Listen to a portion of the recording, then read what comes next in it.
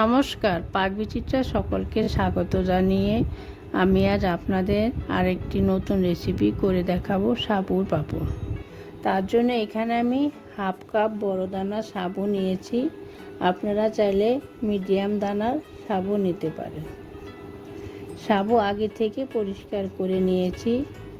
গ্যাসে একটি কড়াই বসিয়ে নিয়েছি। এখন সাবুদানা দিয়ে দেব। এ সময় গ্যাস স্লোতে করে দেব। অনবরত নেড়েচেড়ে ভেজে নেব 5 মিনিট, যাতে তলায় লেগে না যায়।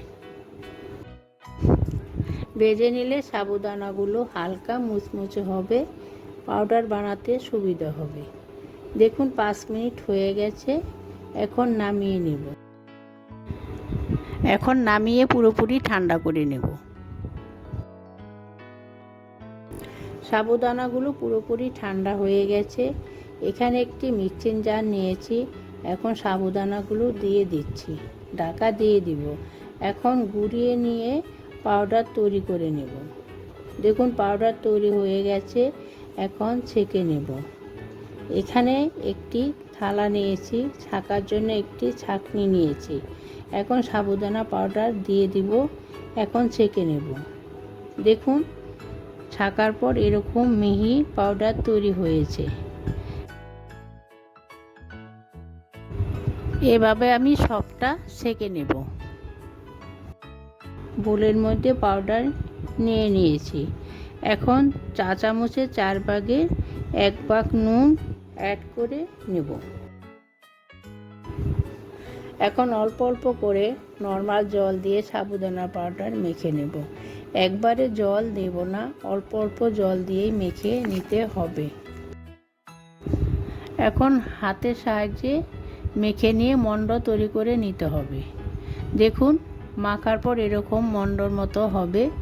এখন ঢাকা দিয়ে রেখে দেব 10 থেকে 15 মিনিট।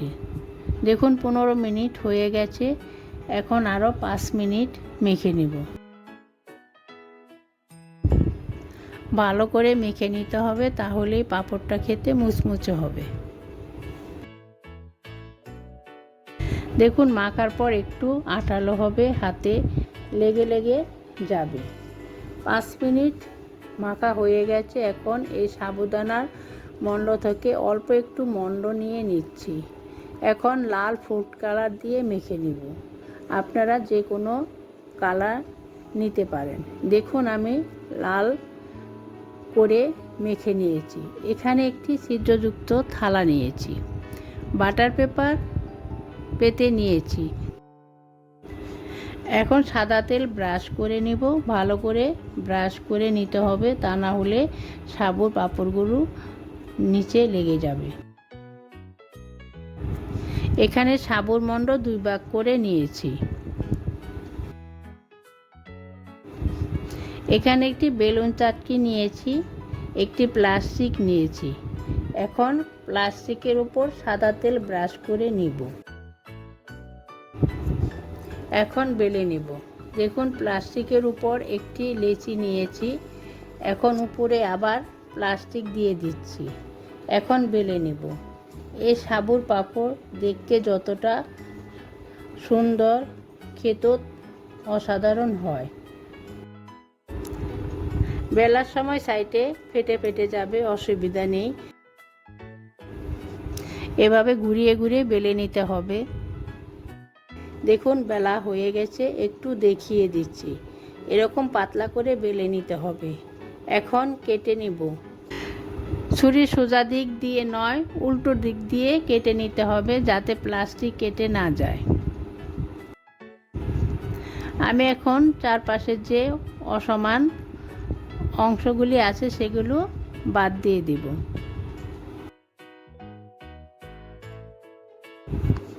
এখন আমি লম্বালম্বিভাবে পিস করে কেটে নেব। চেষ্টা করবেন সমান করে কাটার, তাহলে দেখতে পাঁপড়টা খুবই ভালো লাগবে। এখন আমি মাঝ বরাবর কেটে রেক্ট্যাঙ্গেল শেপ দিয়ে নেব। এখন চারপাশের অংশগুলি বাদ দিয়ে দেব। এখন ছোট ছোট বল তৈরি করে নিব, পাঁপড়ের দুপাশে লাগিয়ে নিব। আমার চ্যানেলে আরও পাঁপড়ের রেসিপি রয়েছে, অবশ্যই দেখবেন। আমার চ্যানেলটি সাবস্ক্রাইব করবেন। রেসিপিটি কেমন লাগলো অবশ্যই কমেন্ট করে জানাবেন।